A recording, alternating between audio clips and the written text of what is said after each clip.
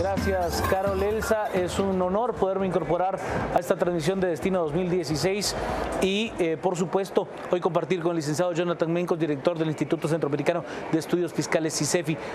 Licenciado, estamos en un momento trascendental en la vida política, pero el plano económico comienza el próximo 14 de enero y será realmente el gran reto que habrá de inicio para la nueva administración. ¿Cuál es la perspectiva que ustedes tienen, licenciado Mencos? Bueno, muchísimas gracias. En primer lugar, creo que ambos candidatos y cualquiera de los dos que llegue tiene un enorme reto en materia de generación de empleo, de acuerdo a sus propuestas de gobierno, también en materia de seguridad, justicia, salud y educación.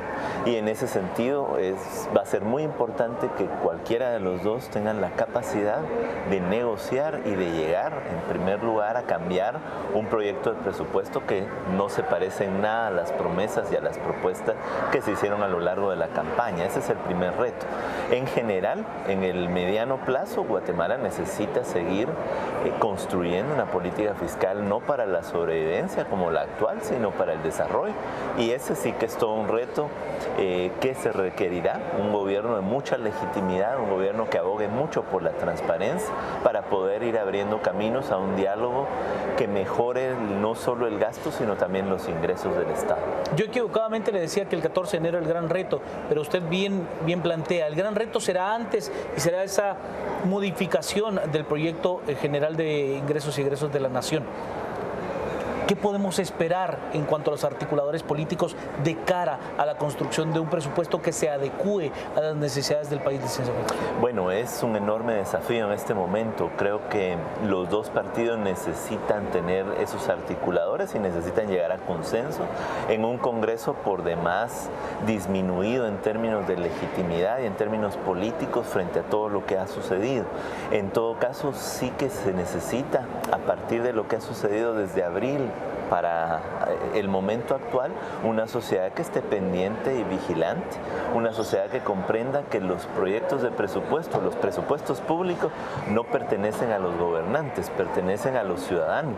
Y con la misma entereza y el mismo interés que estuvimos en las calles desde abril, toca comenzar a construir una cultura ciudadana que abogue por una política fiscal más humana, más justa. Por ejemplo, el proyecto de presupuesto tiene una disminución de los recursos que van destinados a la inversión en niñez y adolescencia. ¿Qué ciudadano quiere tener un presupuesto así, verdad? Claro. Hay otras reducciones, por ejemplo, en programas de disminución de la desnutrición crónica, de la mortalidad materna.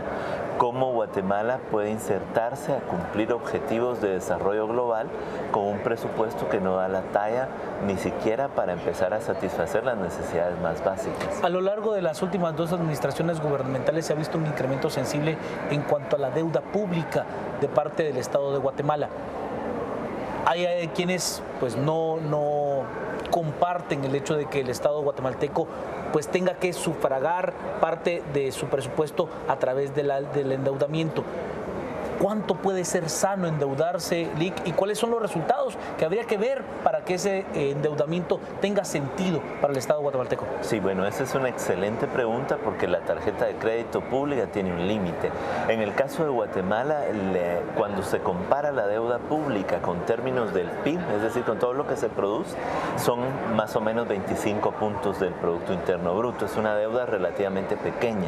El problema es cuando se compara el tamaño de la deuda con la recaudación, y es que el país recauda muy poco. Entonces, el límite debería de ser muy cercano a 30% del Producto Interno Bruto. Y sin embargo, el gran reto de Guatemala... ¿Qué sería ese límite que marcan los estándares internacionales? Para un país como Guatemala, 30% sería ya un límite, el límite superior, sí, ¿verdad?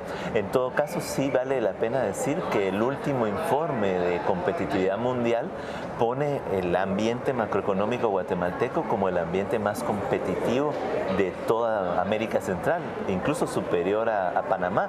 Lo que nos quiere decir es que Guatemala tiene una macroeconomía muy estable, se endeuda poco, hay pocas variaciones del tipo de cambio, de las tasas de interés, pero donde nos va muy mal en los índices de competitividad es en todo lo que tiene que ver con salud, educación, promoción de la transformación productiva, la tecnología, y a eso tiene que apuntar el próximo gobierno si es que quiere comenzar a construir una senda de desarrollo y de mayor igualdad. igualdad.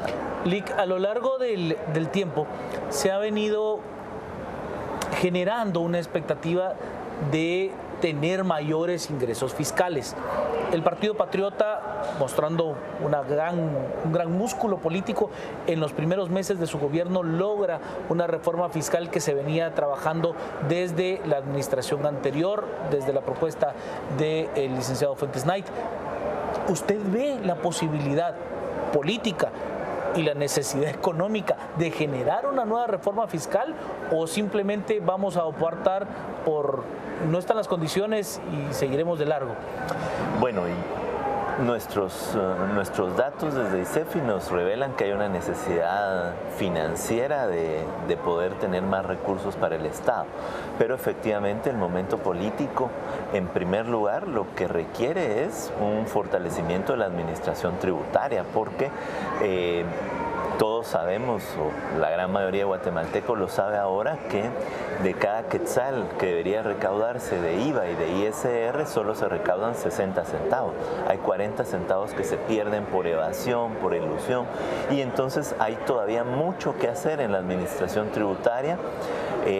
Efectivamente, luchar en este momento contra la evasión podría ser un paso en la línea correcta, pero seríamos muy simplistas si dijéramos que esa es la única solución. Aún captando todos los recursos, eliminando la evasión, el Estado guatemalteco es un Estado muy débil y muy pequeño como para poder hacer frente al sueño de un país diferente que tiene la mayoría de guatemaltecos. Los políticos tienen que lidiar entre las necesidades financieras y la legitimidad política que tienen que tener para sentarse a hablar con los ciudadanos sobre una reforma fiscal integral. Además, una reforma fiscal necesaria que tenga como primer componente toda la lucha y el abordaje contra la corrupción, porque al final de cuentas eso es un tema toral en este momento. Después, el segundo elemento de una reforma fiscal debe ser el vínculo entre la planificación y la ejecución de un gasto que sea efectivo. Y en tercer lugar, el último elemento sería la discusión de ingresos tributarios adicionales. Pero yo diría que esos son los tiempos, ¿verdad? Contrario a empezar primero por tributos, la gran responsabilidad del próximo gobierno es eliminar todos los espacios que dieron como resultado la prostitución de lo público al nivel que hemos visto, hasta un presidente involucrado en actos de corrupción, que son actos de abuso realmente contra un Estado muy débil y contra una sociedad que realmente hoy por hoy está exigiendo cambio.